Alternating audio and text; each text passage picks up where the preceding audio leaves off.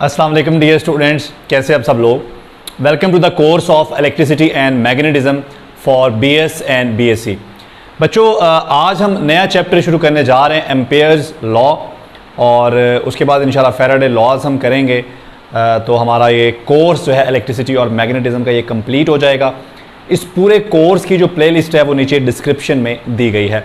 बच्चों, हमारा आज का जो टॉपिक है एम्पेयर्स लॉ में, आज हमने पढ़ना है बायोट-सवार्ट लॉ। चैप्टर नेम हमारा एम्पेयर्स लॉ है और उसके अंदर जो हमारा टॉपिक है वो है बियोट-सवार्ट लॉ। इसको बायोट-सवार्ट लॉ भी कहा जाता है, बियोट या बायोट, जो भी आपको अच्छा लगे।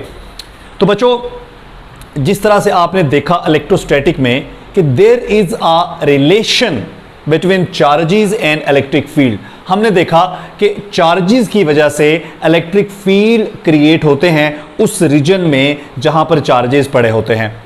इसी तरह से अगर चार्जेस यूनिफॉर्म वेलोसिटी से मूव करना शुरू कर दें तो उसे हम करंट कहते हैं। तो यही इलेक्ट्रिक फील्ड किस में बदल जाता है? मैग्नेटिक फील्ड में। इसका मतलब है कि जिस तरह से चार्जेस के साथ एसोसिएट होता है इलेक्ट्रिक फील्ड, बिल्कुल ऐसे करंट के साथ एसोसिएट होता है मैग्नेटिक फील्ड। तो मैं यहाँ पर लिख सकता हूँ कि जो हमारे चार्जेस हैं, जब ये स्टैटिक होते हैं तो इनके साथ एसोसिएट होता है बच्चों इलेक्ट्रिक फील्ड, और यही चार्जेस जब यूनिफॉर्म वेलोसिटी से मूव करना शुरू कर देते हैं, जिसे हम करंट्स भी कहते हैं, इलेक्ट्रिक करंट, तो इलेक्ट्रिक करंट्स जो होते हैं इनके साथ एसोसिएट होता है हमारा मैग्नेटिक फील्ड। बच्चों, इलेक्ट्रिक फील्ड कैलकुलेट करने के लिए आपको याद होगा हम दो तरह के लॉज इस्तेमाल कर सकते हैं। एक हम कूलम्स लॉ को भी इस्तेमाल कर सकते हैं और एक हम इस्तेमाल कर सकते हैं जी कूलम्स लॉ के साथ साथ गॉसेस लॉ।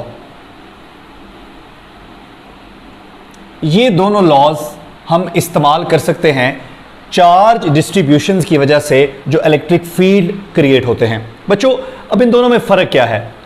जहाँ पे सिचुएशन में सिमेट्री होती है, यानी कि चार्जेस जो हैं वो एक सफेरिकल शेप में डिस्ट्रीब्यूट होते हैं, किसी सफ़ीर के ऊपर डिस्ट्रीब्यूट होते हैं, या वो किसी रिंग के ऊपर डिस्ट्रीब्यूट होते हैं, ठीक है, इसी तरह से या वो किसी सिलेंडर के ऊपर डिस्ट्रीब्यूट होते हैं। तो अगर सिचुएशन में सिमेट्री हो, ठीक है, तो हम इस्तेमाल करते हैं गॉसेस लॉ, क्योंकि गॉसेस लॉ का ताल्लुक सिमेट्री के साथ है। लेकिन अगर सिमेट्रिक ना हो प्रॉब्लम, या हमारी सिचुएशन में सिमेट्री ना हो, तो फिर हम इस्तेमाल कर सकते हैं कूलम्स लॉ। बिल्कुल ऐसे ही करंट से एसोसिएट जो मैग्नेटिक फील्ड्स होते हैं बच्चों, इन मैग्नेटिक फील्ड्स को हम दो लॉज को इस्तेमाल करके निकाल सकते हैं। एक बायोट-सवार्ट लॉ और दूसरा हमारे पास है एम्पेयर्स लॉ। लेकिन दोनों में फ़र्क क्या है?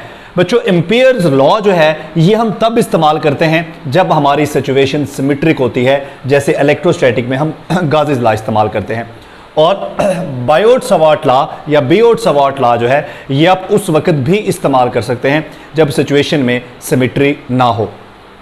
तो इस लॉ का बुनियादी मकसद क्या है? इसका मकसद है करंट डिस्ट्रीब्यूशंस की वजह से किसी भी पॉइंट के ऊपर मैग्नेटिक फील्ड कैलकुलेट करना। आप यूं कह लें कि ये एक बुनियादी लॉ है जो कनेक्ट करता है करंट्स को किसके साथ? मैग्नेटिक फील्ड के साथ। जैसे हमारा कूलम्स लॉ जो है बच्चों, आपको याद है, ये कनेक्ट करता है हमारी इलेक्ट्रिक फील्ड को किसके साथ? चार्जेस के साथ। ये कनेक्ट करता है इलेक्ट्रिक फील्ड और चार्जेस को।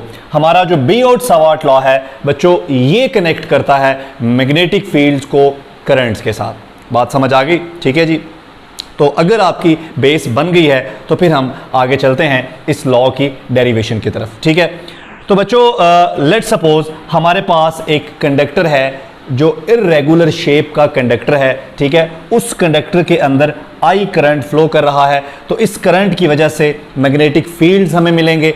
अब किसी भी पॉइंट के ऊपर, जिस पॉइंट का डिस्टेंस इस कंडक्टर के सेंटर से r है, उस पॉइंट के ऊपर हम मैग्नेटिक फील्ड निकालना चाहते हैं इस करंट डिस्ट्रीब्यूशन की वजह से। ठीक है, तो बच्चों बहुत ही सिंपल हमारी प्रॉब्लम है, बड़ा सिंपल सा ये हमारा लॉ है। हमने करना क्या है? سب سے پہلے ہم چونکہ یہ irregular شیپ ہے تو اس کے اندر ہم ایک لینتھ ایلیمنٹ سلیکٹ کر لیتے ہیں. تو بچوں یہ دیکھیں جی, یہ ہم اس کے اندر ایک لینتھ ایلیمنٹ سلیکٹ کر لیتے ہیں. یہ جو لینتھ ایلیمنٹ آپ نے سلیکٹ کیا ہے اس کا میگنیٹیوڈ, بچوں اس کا جو میگنیٹیوڈ ہے وہ ہے ہمارے پاس, فرض کر لیں ds, ٹھیک ہے. یہ جو لینتھ ایلیمنٹ ہم نے سلیکٹ کیا ہے اس کا میگنیٹیوڈ ہے ds, اور اس کی جو ڈائریکشن ہے, اس کی ڈائریکشن وہی ہے جو ہمارے کرنٹ کی ڈائریکشن ہے. سو یہ جو لینتھ ایلیمنٹ ہے یہ ایک ویکٹر جو ہے وہ لینتھ بن گئی, یہ لینتھ ویکٹر بن گیا. اس لینتھ ویکٹر کی ڈائریکشن وہی ہے جو کرنٹ کی ڈائریکشن ہے, اور اس لینتھ ویکٹر کا جو میگنیٹیوڈ ہے بچوں وہ کس کے برابر ہے, وہ ds کے برابر ہے, ٹھیک ہے. اب اگر میں اسی لینتھ ویکٹر کو میں یہاں پر الگ سے کر کے بنا لوں تاکہ سچویشن جو ہے وہ تھوڑی سمپل ہو جائے. یہ دیکھیں جی, یہ ہمارا پوائنٹ P ہے جہاں پہ ہم انٹرسٹڈ ہیں کیا نکالنے میں, میگنیٹک فیلڈ نکالنے میں, اور یہ آپ کا لینتھ ایلیمنٹ ہے جس کو آپ کیا کہہ رہے ہیں, اس کا جو میگنیٹیوڈ ہے وہ کیا ہے, ds ہے بچوں. اور یہاں پر جو اینگل بن رہا ہے وہ تھیٹا ہے. اسی طرح سے یہاں پر جو اینگل بن رہا ہے یہ فائی ہے. بچوں یہ ٹوٹل اینگل جو ہے یہ 180 ڈگری ہے. اس میں سے اگر میں اتنا مائنس کر دوں تھیٹا تو جو باقی بچے گا وہ کس کے برابر ہوگا, وہ فائی کے برابر ہوگا, ٹھیک ہے. بچوں اگر یہ ds ہے, میں اس کے کمپوننٹس بنا لوں. یہ دیکھیں اس کے سامنے والا یہ اس کا y کمپوننٹ ہو گیا اور یہ اس کا x کمپوننٹ ہو گیا. ہم x کمپوننٹ میں انٹرسٹڈ نہیں ہیں, ہم انٹرسٹڈ ہیں dsy میں. بچوں اب یہ جو dsy ہے یہ بھی ایک لینتھ ایلیمنٹ ہی ہے کیونکہ یہ اس کا کمپوننٹ ہی ہے, ٹھیک ہے. اب یہاں سے لے کر یہاں تک جو ڈسٹنس ہے یعنی کہ جو dsy ہے اس لینتھ ایلیمنٹ سے لے کر اس پوائنٹ تک کا جو ڈسٹنس ہے وہ ڈسٹنس ہے بچوں r, جیسا کہ یہاں پر بھی ہم مینشن کر چکے ہیں. اب یہاں پر ہم ایک نئی چیز بنائیں گے جو آپ کے لیے بالکل نیو ہے, وہ ہے کرنٹ ایلیمنٹ. بچوں الیکٹروسٹیٹک میں ہمارے پاس کیا ہوتے ہیں, چارجز ہوتے ہیں, اور میگنیٹزم میں ہمارے پاس کیا ہوتے ہیں, کرنٹس ہوتے ہیں. اب ایک کرنٹ ایلیمنٹ کیا ہوتا ہے بچوں, یہ جو لینتھ ہے جس کو آپ نام دے رہے ہو, جس کو آپ نام دے رہے ہو dsy کا, ٹھیک ہے, جس کو آپ نام دے رہے ہو dsy کا. بچوں اگر اس لینتھ میں سے کرنٹ بھی فلو کر رہا ہو تو یہی لینتھ ایلیمنٹ بن جائے گا کرنٹ ایلیمنٹ. بات کلیئر ہو گئی, کیونکہ کرنٹ تو یہاں سے فلو کر ہی رہا ہے, ٹھیک ہے. اس کا مطلب ہے کہ یہ length element multi ply by جو اس میں سے کرنٹ فلو کر رہا ہے, تو current multi ply by length element. بچوں یہ کیا بن گیا, یہ بن گیا ہمارا کرنٹ ایلیمنٹ, ٹھیک ہے. اب اس کرنٹ ایلیمنٹ کی وجہ سے پوائنٹ P کے اوپر جو میگنیٹک فیلڈ ہے وہ ہم نے کیلکولیٹ کرنی ہے. تو اصل کام تو ہم نے کر لیا, ہم نے ایک کرنٹ ایلیمنٹ بنانا تھا اس سیمیٹری کے اندر, وہ ہم نے بنا لیا, ٹھیک ہے جی. اب ہمارے لیے میگنیٹک فیلڈ کیلکولیٹ کرنا بڑا آسان ہے. بچوں میگنیٹک فیلڈ جو ہے ایکچولی الیکٹرک فیلڈ سے ہی میگنیٹک فیلڈ آتا ہے, ٹھیک ہے. سو الیکٹرک فیلڈ بھی ویسے ہی پراپرٹیز کو فالو کرتا ہے جس طرح سے الیکٹرک فیلڈ فالو کرتا ہے, ٹھیک ہے. مثلا ہم نے دیکھا کہ جو الیکٹرک فیلڈ ہے یہ ڈائریکٹلی پروپورشنل ہوتا ہے کس کے, اماؤنٹ آف چارج کے. بالکل ایسے ہی ہمارا جو میگنیٹک فیلڈ ہوتا ہے یہ ڈائریکٹلی پروپورشنل ہوتا ہے کرنٹ ایلیمنٹ کے, کیونکہ الیکٹروسٹیٹک میں جہاں چارج ہوگا میگنیٹوسٹیٹک میں یا میگنیٹزم میں وہاں پر کرنٹ ایلیمنٹ ہوگا. سو magnetic field is directly proportional to current element. اور یہاں پر ہمارا جو کرنٹ ایلیمنٹ ہے بچوں وہ کیا ہے, IDSY. اس کو سمپلیفائی کریں تو یہ بنے گا I انٹو dsy کی وجہ سے بچوں کیا آ جائے گا, سائن تھیٹا. تھیٹا یہاں پہ نہیں ہے بلکہ یہاں پر کیا ہے, فائی. تو فائی کس کے برابر ہے, فائی برابر ہے 180 مائنس تھیٹا. تو بچوں یہ بن جائے گا I into ds sign 180 minus theta, یہ برابر ہوگا سائن تھیٹا کے. اس کا مطلب ہے کہ میگنیٹک فیلڈ جو ہے یہ ڈائریکٹلی پروپورشنل ہے IDS سائن آف تھیٹا کے. بچوں ہمارا جو میگنیٹک فیلڈ ہے آپ کو, الیکٹرک فیلڈ ہے آپ کو پتا ہے, electric field is inversely proportional to the square of the distance. تو میگنیٹک فیلڈ بھی inversely proportional to the square of distance. اب اسے نام دے لیں ایکویشن 1 کا اور اسے نام دے لیں ایکویشن 2 کا, ان کو کمبائن کر کے لکھیں. तो B is proportional to I ds sine of theta और डिवाइडेड बाय r स्क्वायर। बच्चों प्रोपोर्शनैलिटी को यहाँ पर सिंप्लीफाई करें तो हमारे पास जो मैग्नेटिक फील्ड है ये बराबर आ जाएगा म्यू नॉट ओवर 4 पाई। ये जो म्यू नॉट ओवर 4 पाई है ये है कांस्टेंट ऑफ प्रोपोर्शनैलिटी। इसमें म्यू नॉट के बारे में आपने पढ़ा हुआ है, that is permeability of free space, और मल्टीप्लाई बाय हमारे पास क्या है I into D S sine of theta and divided by r square. बच्चों यहाँ पे हम r से मल्टीप्लाई कर देते हैं और r से ही डिवाइड कर देते हैं, तो ये नीचे क्या हो जाएगा बच्चों, ये हो जाएगा r क्यूब, और ऊपर हमारे पास क्या बचेगा I ds इंटू r और साइन ऑफ थीटा। यहाँ पे क्या है mu naught over 4 pi is equal to magnetic field.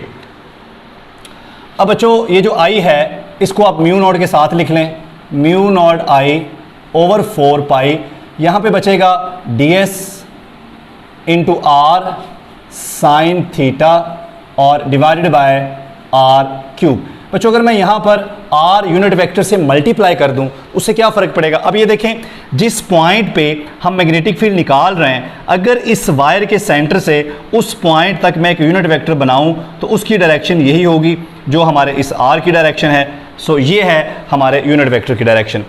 अब अगर मैं यहाँ पर r यूनिट वेक्टर से मल्टीप्लाई कर दूँ तो कोई फ़र्क नहीं पड़ता, क्योंकि r एक यूनिट वेक्टर है और यूनिट वेक्टर का मैग्नीट्यूड 1 होता है।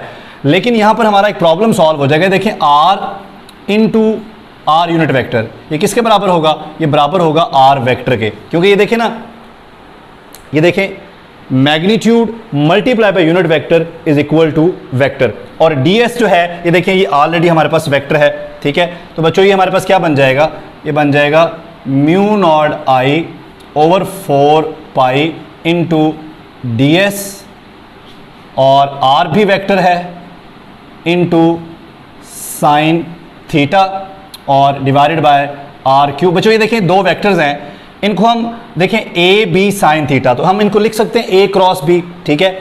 तो बच्चों ये हमारे पास बन गया a b साइन थीटा, तो इसको हम लिख सकते हैं a cross b over r cube into mu naught I over 4 pi.